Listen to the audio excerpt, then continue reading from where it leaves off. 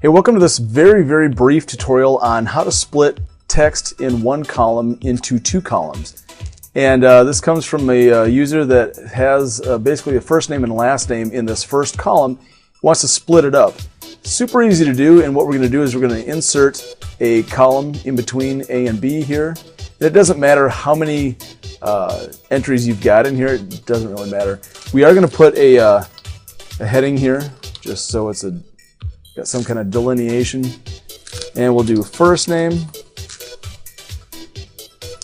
And all I'm going to do is I'm going to click on the data tab up at the top, and I'm going to simply click on text to columns, and we're going to start this whole process by clicking on here, and let's select the whole lot of it.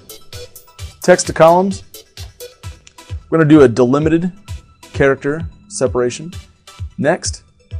And what are we going to delimit this by? It's not going to be tabs, which is usually what the first thing is selected. It's not going to be commas, which is very common. We're going to delimit this by a space. So we've got this space, treat consecutive delimiters as one, yes. We're going to hit next. Yes, we're going to hit finish. And here it separates our columns into nice, easily sortable data.